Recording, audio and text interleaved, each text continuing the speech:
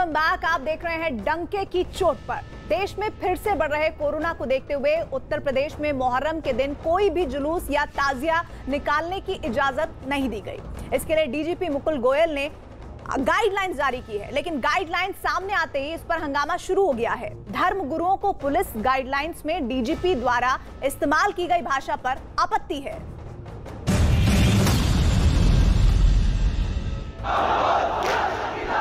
उन्नीस अगस्त को मुहर्रम को लेकर यूपी में मुस्लिम समुदाय तैयारियों में जुटा है, लेकिन उससे पहले यूपी पुलिस का एक फैसला सामने आया जिसके मुताबिक 19 अगस्त को कोई भी जुलूस या ताजिया निकाले जाने पर रोक लगा दी गई। इस बीच डीजीपी मुकुल गोयल के आदेश में लिखी कुछ बातों को लेकर शिया धर्म गुरु नाराज है। डीजीपी ने यूपी में मुहर्रम के अलग जुलूस और ताजिया को लेकर तमाम तरह की सावधानी बरतने के निर्देश दिए हैं। मुहर्रम के मौके पर किस तरह के संभावित हालात हो सकते हैं और कैसे इन मौकों पर कानून व्यवस्था को लेकर चुनौतियां पेश आ चुकी हैं, इन्हीं बातों का जिक्र डीजीपी ने अपने निर्देश में किया है। लेकिन शिया धर्म गुरुओं को निर्देश में लिखी गई भाषा पर आपत्ति है। धर्मगुरु मौलाना कल्बे जव्वाद ने तो इस भाषा को अलकायदा और बगदादी की भाषा से जोड़ दिया। उन्होंने यहाँ तक कह दिया कि अगर इस तरह की लिखी गई बातों से कानून व्यवस्था बिगड़ी तो उसके जिम्मेदार डीजीपी होंगे।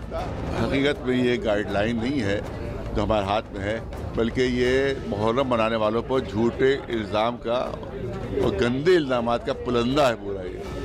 ये कोई गाइडलाइन नहीं है, बिल्कुल झूठ है इसको गाइडलाइन कहा जाए। और इसमें ऐसी बातें लिखी गई हैं कि जो वहाबी मुल्ला शियों पर इल्ज़ाम लगाते हैं, जो अलकायदा और तालिबान वाले शियों पर इल्ज़ाम लगाते हैं, वही बातें इन्हें लिख डाली इसमें। कल डीजीपी साहब की तरफ से उनके ऑफिस से गाइडलाइन नहीं बल्कि हिदायत मुहर्रम को लेके जो उससे तमाम मुताल्लिक़ पुलिस महकमे हैं उनको दी गई हैं, उसमें मैं ये समझता हूँ क्योंकि ये ड्राफ्ट जो है डीजीपी साहब की तरफ से तो नहीं होगा, ये उनके ऑफिस के लोगों ने किया होगा। जो ड्राफ्ट किया गया है, जो लैंग्वेज यूज़ की गई है, उसके ऊपर पूरे शिया समुदाय को, पूरी हमारी कम्युनिटी को, पूरी कौम को एतराज़ है। डीजीपी मुकुल गोयल ने अपने आदेश में कहा कि मुहर्रम पर होने वाले सभी कार्यक्रमों को लेकर पीस कमेटी के साथ बैठक हो, धर्म गुरुओं से व्यवस्था बनाए रखने में सहयोग लिया जाए, असामाजिक तत्वों और अफवाह फैलाने वालों पर विशेष नजर रखें, किसी भी हरकत पर कड़ी कार्रवाई की जाए, हर जिले में पर्याप्त संख्या में पुलिस बल रिजर्व रखा जाए, हर हालात से निपटने के लिए योजना तैयार रखी जाए।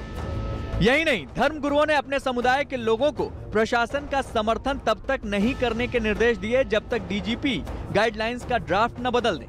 हालांकि पुलिस को दिशा निर्देशों में कोई खामी नजर नहीं आई, क्योंकि उनका कहना है कि पुलिस का मकसद किसी की भावनाओं को ठेस पहुंचाना नहीं है। 31 जुलाई को पुलिस महानिदेशक का कार्यालय से जारी किए गए हैं, जिसमें कि क्या करना है और क्या नहीं करना है और पूर्व में किस तरह के विवाद इस दौरान होते हैं, इसका पूरा उल्लेख है। ये एक विभागीय इंटरनल ऑर्डर है जो कि पूर्व में जो चीज़ें होती रही हैं या जो ग्राउंड रियलिटी है उसके आधार पर दिया गया है। इसमें किसी भी तरह के समुदाय या धर्म के विरुद्ध कुछ भी नहीं कहा गया है। इसमें ये सिर्फ बताया गया है कि जो असामाजिक तत्व हैं वो सौहार्द बिगाड़ने का कार्य कर सकते हैं, उन पर कड़ी नज़र रखी जाए और उनके विरुद्ध कड़ी कार्रवाई की जाए। पुलिस के मुताबिक ये गाइडलाइंस पुलिस अधिकारियों के लिए हैं जो राज्य में सुरक्षा के इंतजाम और नियमों का पालन करवाएंगे ताकि धार्मिक माहौल खराब न हो। माना जा रहा है ये फैसला कोरोना महामारी को देखते हुए लिया गया। राज्य सरकार ने इसके पहले कांवड़ यात्रा पर भी रोक लगा दी थी, इसीलिए इस बार विवाद फैसले पर नहीं बल्कि विवाद की वजह चिट्ठी की भाषा बन गई, तो पुलिस ने भी अपनी बात साफ की। पुलिस के मुताबिक वर्ष 2019 और वर्ष 2020 में ठीक इसी तरह गाइडलाइन जारी की गई थी। उसी गाइडलाइंस के आधार पर नई गाइडलाइन जारी की गई, लेकिन पुलिस की बात आपत्ति जता रहे लोग समझ पाते कि उसके पहले इस पूरे मसले पर सियासत गर्मा गई। समाजवादी पार्टी डीजीपी के निर्देशों को लेकर विरोध जता रही, तो यूपी सरकार का दावा है कि निर्देश में कुछ भी विवादित नहीं है। जिस तरीके की मुहर्रम को लेकर गाइडलाइन जारी की गई है उसकी भाषा आपत्तिजनक है। समाजवादी पार्टी इस तरीके की भाषा की निंदा करती है। मुद्दों से जनता का ध्यान हटाने के लिए भारतीय जनता पार्टी ऐसी साजिशें चुनाव से पहले करती रहेगी, लेकिन हम भारतीय जनता पार्टी को बता देना चाहते हैं कि जनता का ध्यान मुख्य मुद्दों से हटने वाला नहीं है। जनता वोट महंगाई, बेरोजगारी, किसान के मुद्दे पे ही डालेगी। जो जानकारी मिली है उस पे कुछ विवाद है, और मौलाना साहब से भी हम बात कर रहे हैं और कोई न कोई बीच का रास्ता निकलेगा। कोविड-19 का जो खतरा है वो बराबर बढ़ा हुआ है।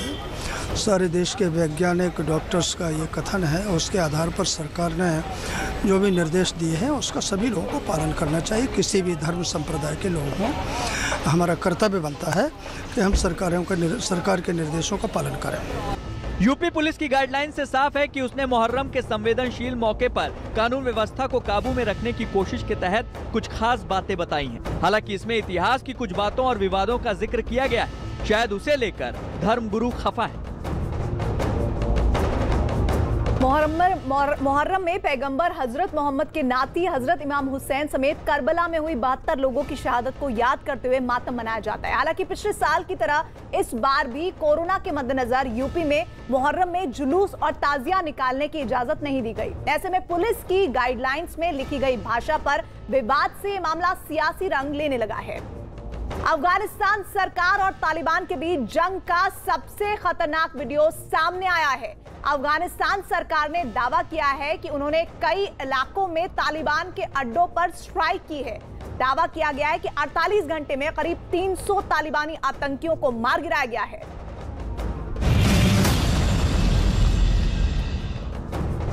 इस मंजर से दुनिया के हर आतंकी और उसके आतंकी संगठन को डरना चाहिए। जो इंसानों और इंसानियत के दुश्मन हैं, वो इसी तरह अपने अंजाम तक पहुंचाए जा रहे हैं। अब तक अफगानिस्तान में तालिबान आतंकियों के हमलों और फरमानों का खौफ देखा जा रहा था, लेकिन ताजा जंग में पहली बार तालिबान को बहुत बड़ा झटका लगा है। अफगानिस्तान की वायुसेना और आर्मी ने मिलकर तालिबान के ठिकानों पर ऐसी स्ट्राइक की जिसमें करीब 300 आतंकियों की मौत का दावा किया जा रहा है। अफगानिस्तान सरकार ने इस हमले का वीडियो ट्वीट किया है। वीडियो को लेकर दावा है कि कंधार के झेराई जिले में तालिबान आतंकियों के अड्डे पर हमला करके उसे तबाह कर दिया गया। शनिवार से रविवार तक करीब 48 घंटे में ऐसे कई हमले किए गए। अफगानिस्तान सरकार का दावा है कि ऐसे ही हमले एक के बाद एक लगातार तालिबानियों के ठिकानों पर किए जा रहे हैं। दावा किया गया कि बीते 48 घंटों में कई बड़े शहरों में तालिबान के आतंकियों के साथ जंग हुई। इसमें कम से कम 300 आतंकी मारे गए, जबकि लगभग 100 घायल हुए हैं। अफगानिस्तान से करीब सभी विदेशी सैनिकों की वापसी के बाद देश के हालात लगातार बिगड़ रहे हैं, लेकिन पहली बार अफगानिस्तान में अफगानिस्तान की सेना ने तालिबान को मुंहतोड़ जवाब दिया है। और ये जवाब ऐसे वक्त में अफगानिस्तान की सेना ने दिया है जब तालिबान की तरफ से अफगानिस्तान के ज्यादातर हिस्सों पर कब्जा करने की कोशिश की जा रही है। दावा यह भी किया जा रहा है कि तालिबान ने अफगानिस्तान के ज्यादातर हिस्सों पर कब्जा कर लिया है, लेकिन अब अफगानिस्तान की सरकार ने भी ईंट का जवाब पत्थर से देने की ठान ली है। अफगानिस्तान पर पूरी तरह कब्जा करने का मंसूबा पालकर वहां लगातार हमले कर रहे तालिबानी आतंकवादियों को अफगानिस्तानी सेना ने जवाब देना तेज कर दिया है। तालिबान के जुल्मों का अंदाजा अफगानिस्तान के विदेश मंत्रालय के दावे से भी लग जाता है। बताया गया कि अप्रैल के बाद से अब तक तालिबान से हुई जंग में 4000 से ज्यादा अफगानी सैनिकों की मौत हो चुकी है, जबकि 7000 से ज्यादा जवान जख्मी हुए हैं। यही नहीं, दावा यह भी किया गया कि करीब 1600 सैनिकों को तालिबान ने बंधक बनाया है। वहीं तालिबान ने पिछले कुछ महीनों में ही 2000 से ज्यादा नागरिकों की जान ले ली है। दावा किया जा रहा है कि पिछले कुछ दिनों में अफगान के सुरक्षा बलों ने हवाई हमले में सैकड़ों तालिबानियों को ढेर कर दिया, जबकि कई इलाकों को उनके कब्जे से आजाद करवा लिया है। अफगानिस्तान के हेरात, लश्करगाह और कंधार में रविवार को भी जंग जारी रही, जबकि इससे पहले तालिबानियों की तरफ से कंधार हवाई अड्डे पर रॉकेट दागे जाने का दावा किया गया।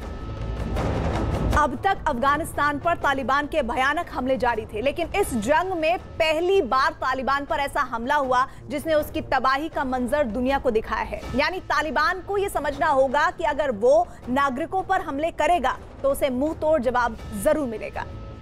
भारत के 2 पूर्वोत्तर राज्यों असम और मिजोरम के बीच सीमा विवाद पर हुई हिंसा के मद्देनजर पूर्वोत्तर राज्यों के सांसदों ने आज पीएम नरेंद्र मोदी से मुलाकात की और उनसे इस मसले का हल जल्द से जल्द निकालने की गुहार लगाई। सांसदों ने प्रधानमंत्री को एक ज्ञापन दिया।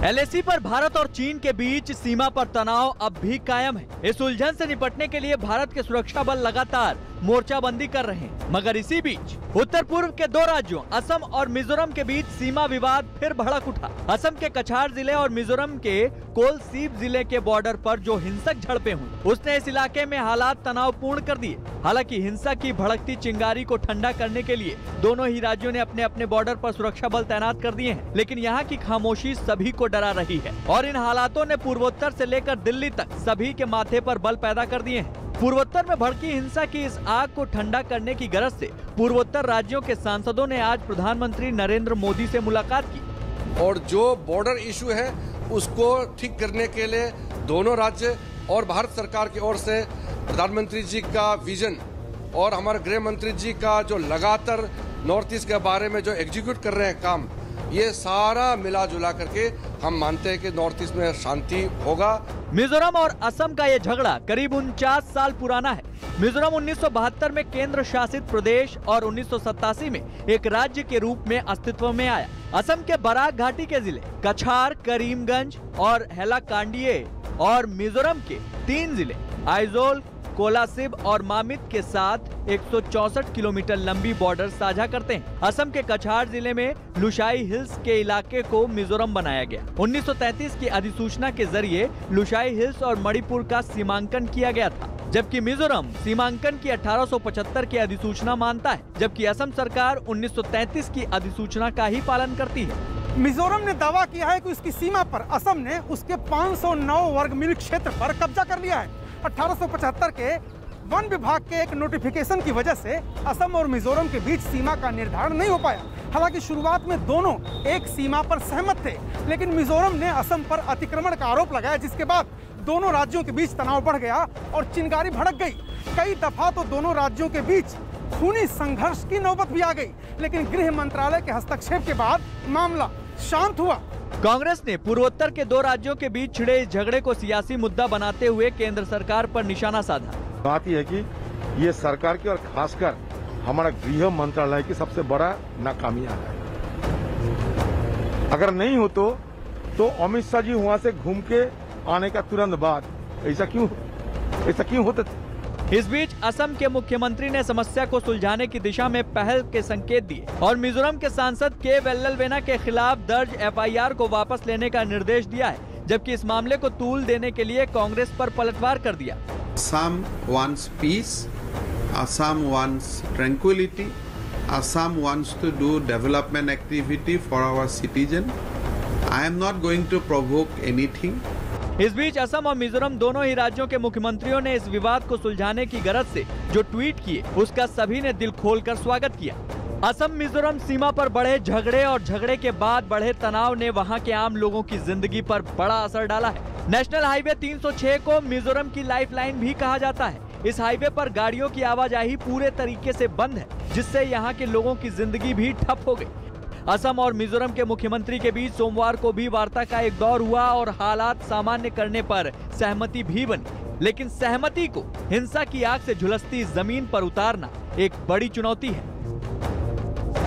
फिलहाल असम मिजोरम का हाईवे पूरी तरह से ठप पड़ा है। तनाव के इन हालातों में दोनों तरफ से सियासी रस्साकशी जारी है। चुनौती यही है कि जैसे भी हो इन इलाकों में हालात सामान्य किए जाएं, क्योंकि इस इलाके में अंदरूनी के साथ साथ बाहरी खतरे सबसे ज्यादा हैं, जो ऐसे हालात का फायदा उठाकर काफी नुकसान पहुंचा सकते हैं।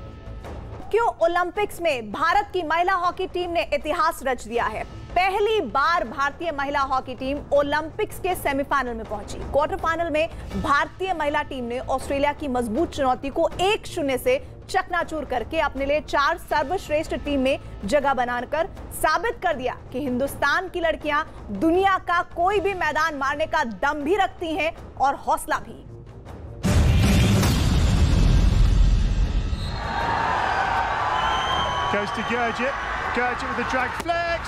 इतिहास रचने के बाद खुशी से छलकते आंसू यूं ही बसा रहेगा। ये तस्वीरें अब कभी नहीं मिटने वाली। आज पूरा हिंदुस्तान जीत और खुशी के इन पलों का गवाह बन जाना चाहता है। अकेली जाती वो लड़कियां आती नहीं थी खेलने, तो देखा फिर वो 18 एकेडमी में सिलेक्शन हुई उसकी। वो अकेली रात वो आती थी 9 बज जाते थे, वैसे साइकिल से जाती, साइकिल से आती, वो हार्ड वर्क स्ट्रगलिंग बहुत की है, पैशन था खेलने का, कर दिखाया। हिंदुस्तान की बेटियों ने उगते हुए सूरज के देश जापान से एक बेहद रोशन पैगाम भेजा है कि उन्हें जीना भी आता है और जीतना भी आता है। अपने देश और अपनों का सम्मान कैसे बढ़ाना है, इसका शऊर भी आता है।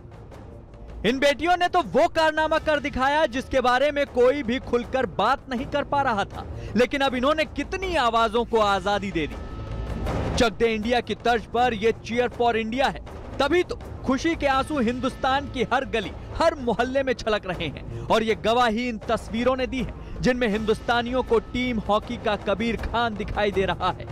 मैच के अंतिम दौर में ये लगा कि ऑस्ट्रेलिया की टीम भारतीय टीम के बराबर आकर खड़ी हो जाएगी, क्योंकि भारतीय रक्षा पंक्ति को भेदने के लिए ऑस्ट्रेलिया की टीम बार बार हमले कर रही थी, लेकिन भारत की बेटियों की सूझबूझ और उनकी तालमेल ने ऑस्ट्रेलिया के अरमानों पर पानी फेर दिया और अंतिम क्षण तक 1-0 की लीड भारतीय टीम ने बरकरार रखी, जिसके चलते टोक्यो के नीले टर्फ पर भारत का तिरंगा फहरा गया और एक नया इतिहास लिखा गया।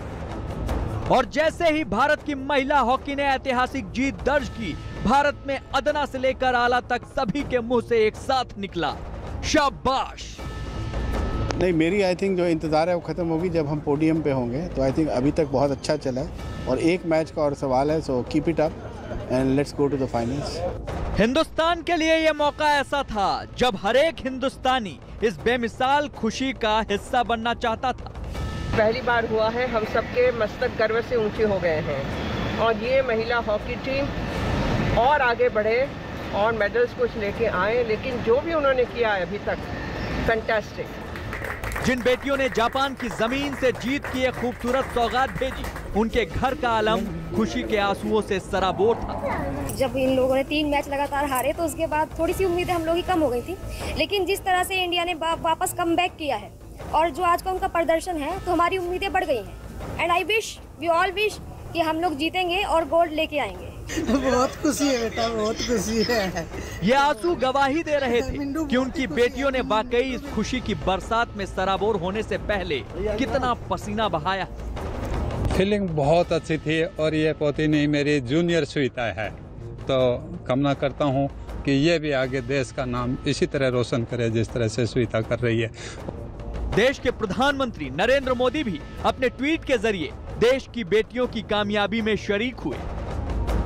तो सियासी गलियारों में भी खेल के मैदान से आई इस खुशी ने पक्ष और विपक्ष का भेद ही मिटा दिया। साधना जी, लड़कियों ने जो जीत हासिल करी है हॉकी में, उससे क्या कहना चाहेंगे? देश का मस्तक ऊंचा किया है, इसके लिए सभी बधाई के पात्र हैं। बहुत खुशी हो रही है। ये तो मैं ये उम्मीद करती हूँ और प्रार्थना करती हूँ कि सेमीफाइनल क्यों, फाइनल तक पहुंचकर जीत कर आ जाएं। ये जीत का ही जुनून है कि खेल के पुराने खिलाड़ियों के बाजू भी फड़क उठे।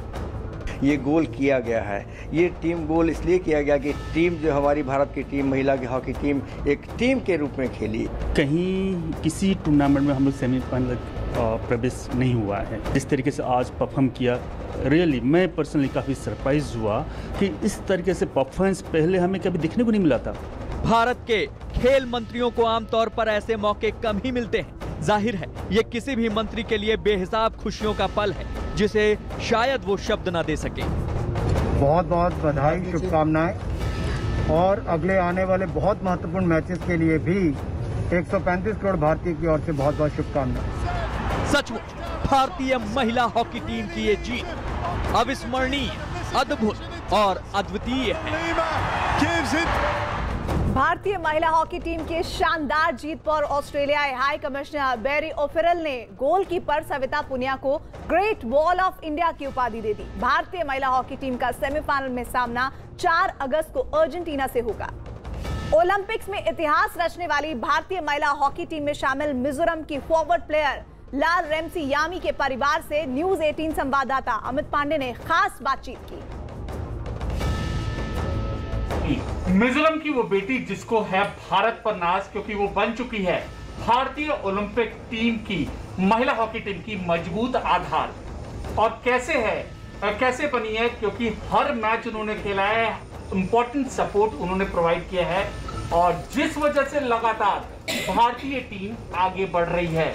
लेकिन भारतीय टीम की मिजोरम की वह स्टार खिलाड़ी किस परिवार से कैसे आती है, आज हम आपको यहाँ पर दिखाएंगे। ये आप यहाँ पर अगर घर देखें यहाँ पर, तो ये मिजोरम के कोलासिब इलाके का ये छोटा सा कमरा है। यहाँ पर 8 भाई बहन हैं, ललन सियामी के 8 भाई बहन हैं, हमारे साथ मौजूद है इनका पूरा परिवार। पीछे इनकी माँ है, पीछे इनकी माँ बैठी हैं और ऐसे परिवार से आगे बढ़कर आई हैं ललन सियामी, जो अब दुश्मनों को धूल चटा रही हैं और भारतीय टीम का मजबूत आधार बनी है। What do you think about your sister's achievement? We are so happy of her, and I hope they will win of this event. She's playing so well. So, do you want to become like her? Yes, sir. और corona के खिलाफ जंग में Reliance foundation ने एक बार फिर गरीबों और वंचितों के लिए वैक्सीनेशन मुहिम शुरू की है। ग्रेटर मुंबई नगर निगम और सर एच.एन. रिलायंस फाउंडेशन की तरफ से शुरू हुए इस अभियान में मुफ्त वैक्सीन दी जा रही है। महाराष्ट्र के पर्यटन और पर्यावरण मंत्री आदित्य ठाकरे ने वैक्सीनेशन कैंप का उद्घाटन किया। मुंबई के वर्ली कोलीवाड़ा इलाके में लगा ये कोरोना वैक्सीनेशन कैंप उन लोगों के लिए है जो गरीब और वंचित तबके से आते हैं। Sir H N. रिलायंस फाउंडेशन और ग्रेटर मुंबई नगर निगम की तरफ से चलाए जा रहे इस वैक्सीनेशन कैंप में लोगों को मुफ्त वैक्सीन दी जा रही है। अमर संदेश स्पोर्ट्स क्लब में चलाए जा रहे इस वैक्सीनेशन कैंप का उद्घाटन खुद राज्य के पर्यटन और पर्यावरण मंत्री आदित्य ठाकरे ने किया। वैक्सीनेशन जल्द से जल्द हो, ये पहला मकसद है। जो भी रिलैक्सेशन हो रहा है और जो भी अभी प्लान में है, जो 1-2 दिन में आ सकता है, वो काफ़ी स्टैगर्ड और केयरफुली किया जाएगा। ऐसे नहीं है कि हम पूरे कोविड से मुक्त हो गए हैं। अभी भी हमारे राज्य में, हमारे शहर में कोविड है। महाराष्ट्र में अब तक करीब 1 करोड़ लोगों को वैक्सीन लगाई जा चुकी है, लेकिन अब भी एक बड़ा तबका ऐसा है जो अलग अलग कारणों से वैक्सीन नहीं लगवा पाया है। यही वजह है कि रिलायंस फाउंडेशन ने एक बार फिर municipal corporation of greater Mumbai के सहयोग से वैक्सीनेशन कैंप की शुरुआत की है। वर्ली कोलीवाड़ा पिछड़े इलाकों में आता है। यहाँ ज्यादातर ऐसे परिवार रहते हैं जिनकी आय के संसाधन बेहद कम है। इसी को देखते हुए सभी को मुफ्त वैक्सीन दी जा रही है। बताया जा रहा है कि अब तक सैकड़ों लोग इस कैंप में वैक्सीनेशन करा चुके हैं। दरअसल उद्योग जगत के सबसे बड़े टीकाकरण प्रोग्राम के तहत रिलायंस फाउंडेशन की ओर से अब तक 10 लाख से ज्यादा लोगों को मुफ्त टीके लगवाए गए हैं। और इसी के साथ ही आज के शो में बस इतना ही। और अब खबरें देश और दुनिया की। सुपर प्राइम टाइम बुलेटिन देखिए 100 बात की एक बात।